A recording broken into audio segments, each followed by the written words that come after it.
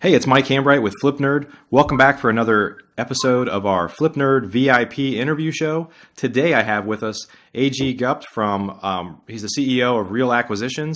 It's an interesting company that's bringing technology to real estate investors and allowing real estate investors to find more leads and find more deals.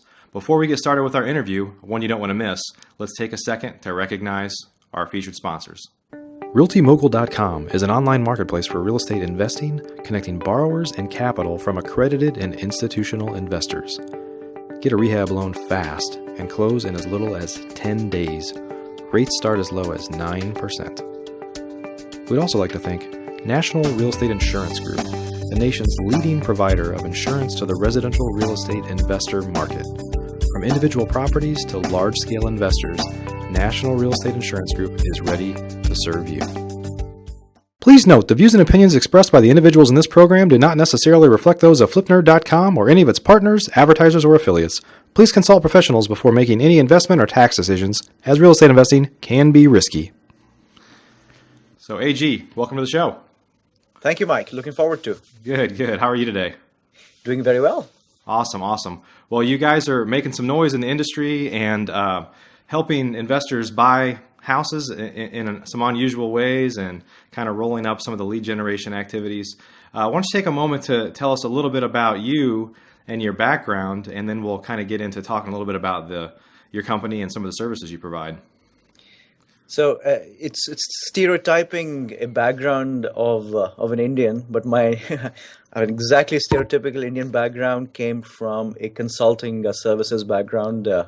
Used to work for a Big Five, left that quite a while ago, jumped into various forms of businesses. RealAcquisition happens to be my third venture that took off. Meaning the other two took off as well, or? Nope. Okay. No, they were good experiments. They were great learning opportunities. That's right. Yeah. But they were stepping stones towards what I guess what RealAcquisitions is today. Okay.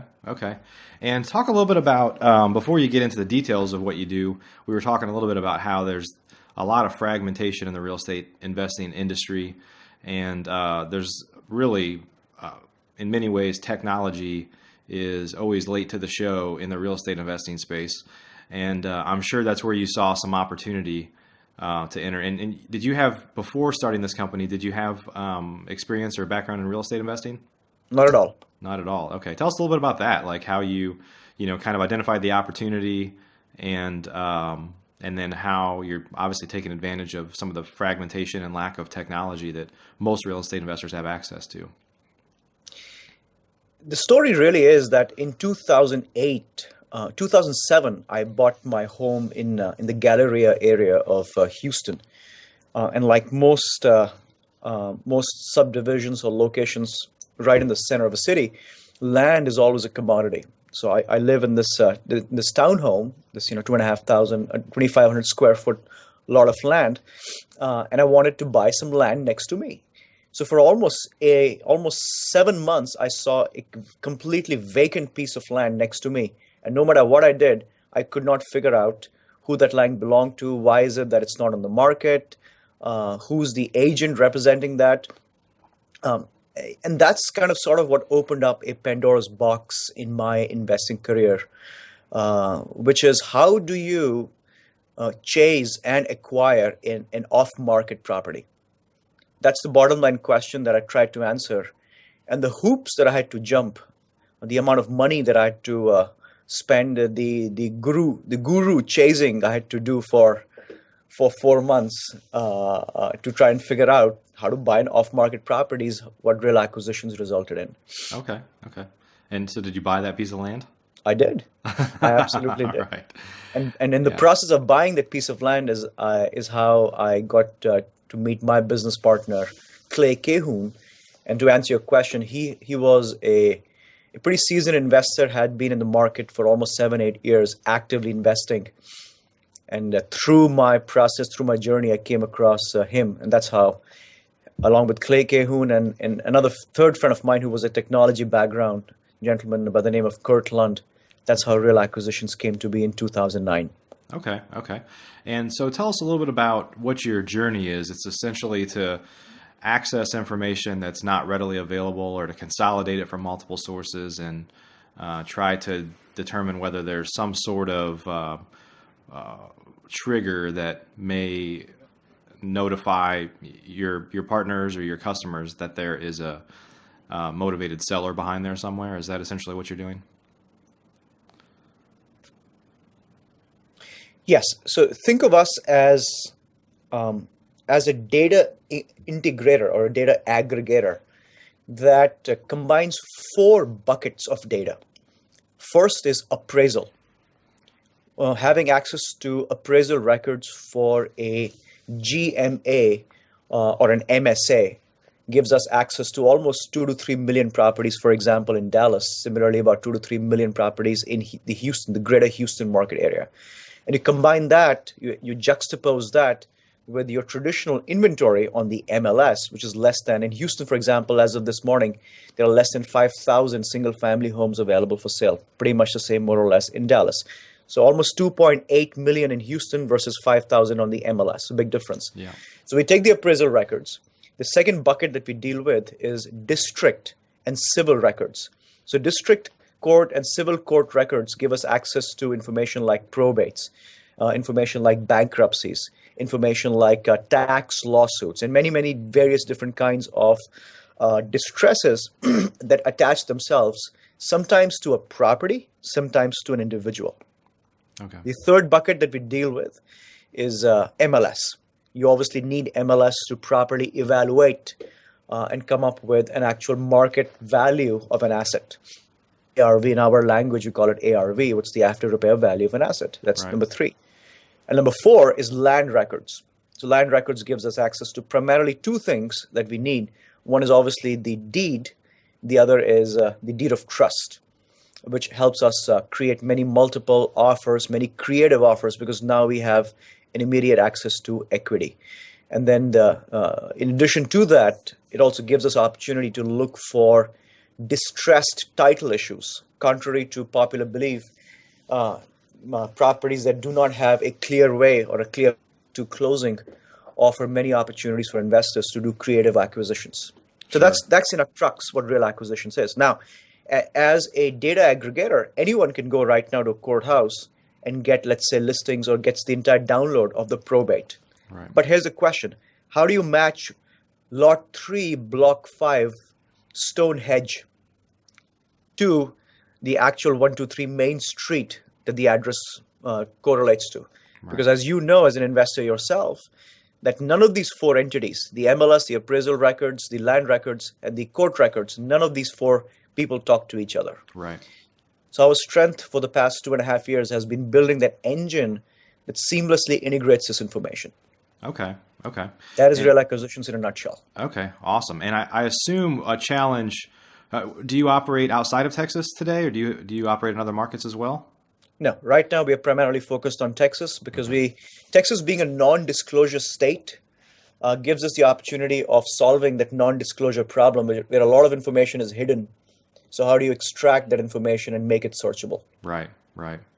And do you have plans to expand outside of Texas? We absolutely do. This year, we are very actively seeking funding as well as a relationship with the brokerages that can help us launch beyond Texas. Okay. And talk a little bit about the pieces that are needed for, obviously, when you expand into other markets inside of Texas, you're dealing with multiple MLSs, so you have to get access to that data. I assume things like appraisal districts, their data feed is probably different from one to the next every time, right? So talk a little bit about, I know a number of people that are creating technology products in the real estate investing space, whether it's subscriptions to get comps or some way to analyze deals or properties. And that seems to always be the biggest challenge they have, is how to tap into those local data feeds and consistently get them. Sometimes you develop a relationship with an agent or a broker that can get them, but if that person changes their mind or gets hit by a truck, then you've got to find somebody else. Talk a little bit about the challenges of just how fragmented all those data sources are across the country. That's a good point. I mean, by there are literally, based on the last study, there are over 1,200 MLSs right now, which is MLS is supposed to be the one of the most prominent, well-established, well-seasoned, and well-funded databases in the real estate industry. But just that industry, just to give you an idea, that one of the most well-funded database, there are 1,200 of those throughout America. Right. And when you come to the second, third, and the fourth bucket that I mentioned, there are thousands and thousands and thousands that you deal with. But to answer your question, how do you consolidate that? That is a challenge. That is a question that we answer and we solve on a daily basis. And it's not an easy challenge to solve. That's the reason that there are only, as of today, there's only one national player in this market. Even they don't have a complete access to all these databases that I'm talking about. And in a nutshell, our philosophy, our business strategy to solve that problem has been to stop being a data company and being an actual acquisitions entity.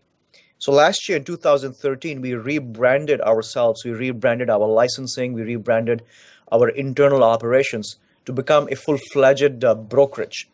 Because as a brokerage, we can play as an insider. As a brokerage, we can go in, have legitimate access to data, and truly turn around and use the data for the purpose of acquisitions itself.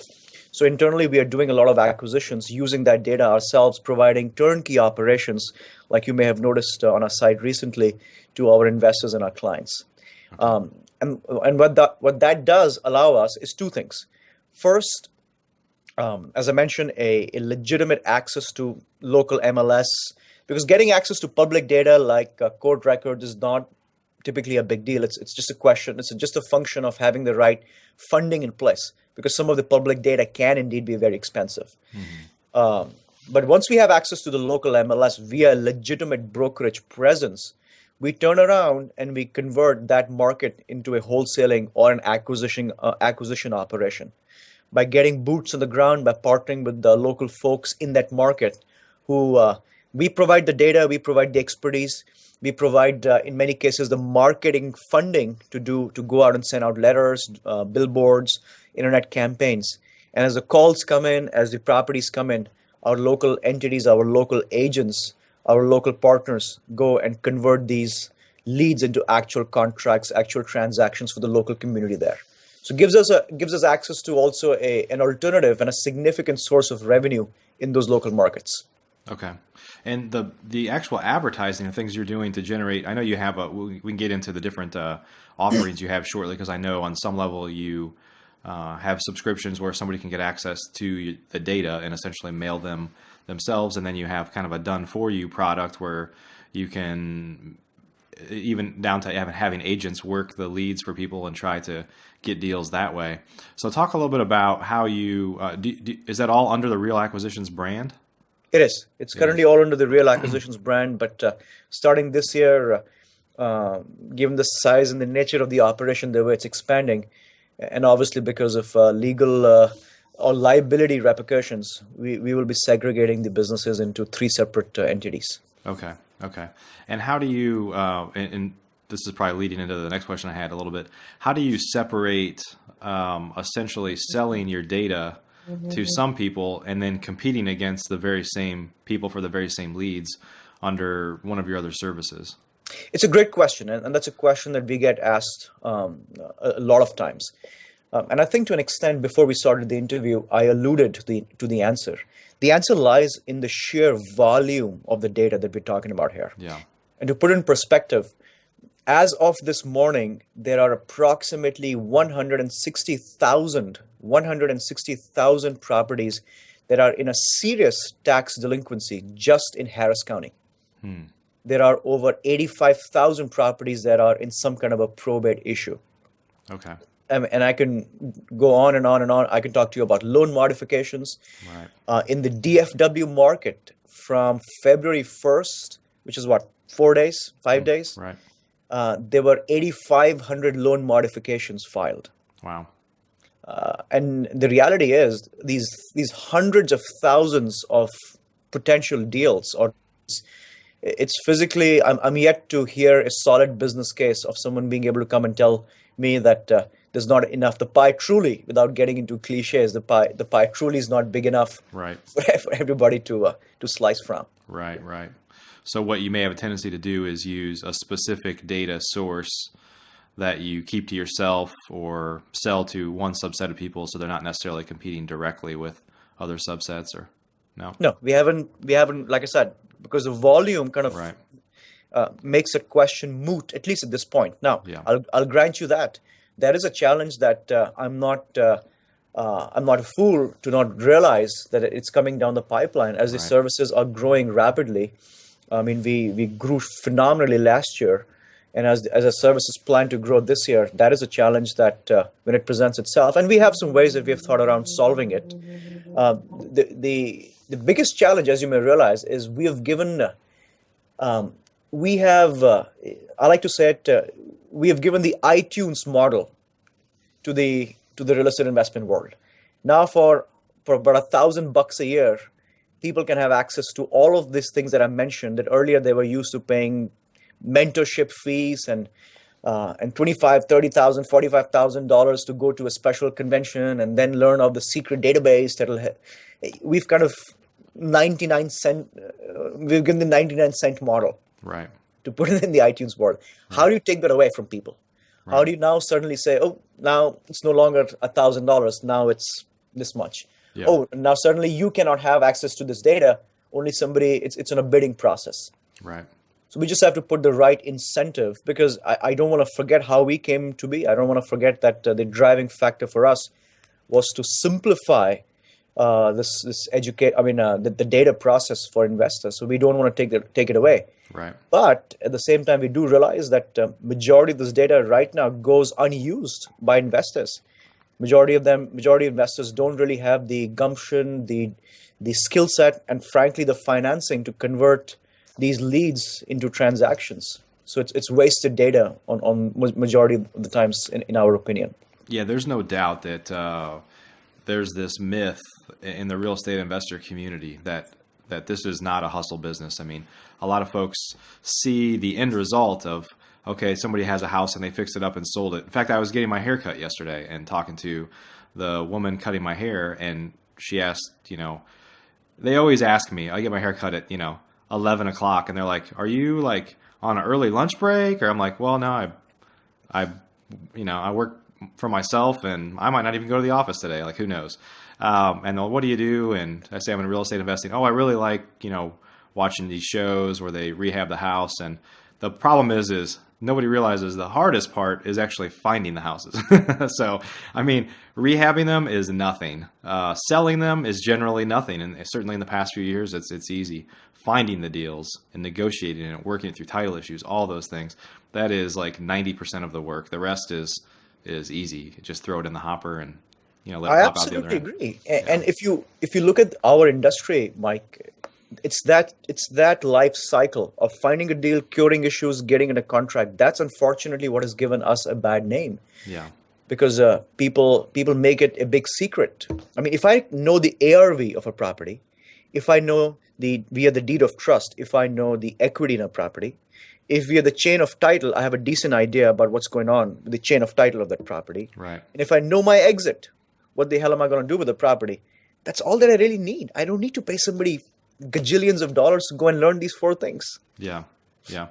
Now, so a lot of the things, it sounds like some of the data sources you have, whether they're delinquent with taxes, whether it's short sale issues or behind on payments, the reality is a lot of folks that are behind on payments don't have equity. They're probably upside down when you consider repairs on a house. So there's a lot of deals out there that even though they're behind on payments or way behind on taxes, it doesn't mean there's equity in there that makes sense for an investor to buy it. But can you talk a little bit about how it's obviously it's a challenge for individual real estate investors to go, whether they're negotiating a short sale. Is that a service that you provide through your brokerage model now when they find deals or find leads that need some level of negotiating? Is that something that you do, or you partner with folks that do, or? We do. We, like I said, we're a full service brokerage. Yeah. If you use our data, or even if you don't use the data, obviously the pricing is different. Right. We provide consulting services to you in terms of structuring a transaction. But I also want to say this is that we do a lot of deals, a lot of transactions where people are upside down and there is no equity, but there's great cash flow. I can do wraps around those, and I can create phenomenal cash flow via sub-2 transaction, or Right. many cases a wrap, without having, in those cases, I don't care about equity. I'm not saying that the spread is too far apart, Right. but if the spread is not too far apart, but there's great cash flow, our clients buy those deals all the time. Yeah. Yeah. So tell me about, you say you're operating primarily in Texas, and is that just in the major metro areas, just the Dallas and Houston markets? Are you in San Antonio, Austin, West Texas? I mean, everywhere in Texas, or primarily? We are in Houston, DFW, San Antonio, and we're about to launch Austin. Okay. Yeah. And what the percentage of the population of Texas in one of those four major metro areas is? I don't know the percentage, but it's obviously more than half of the state anyway, right? So. Oh yeah, and it's also driven by justifying investing activity, because this is not a regular, for sale by owner kind of a service. Right. The data has a cost, and we have to justify the cost in terms of investors using that data, doing transactions via us. That's basically the bottom line. Okay. Okay. Well, do you want to talk a little bit about the three different models that you have in place? Whether it's, I think it's three. Whether it's you're selling the data or access to data,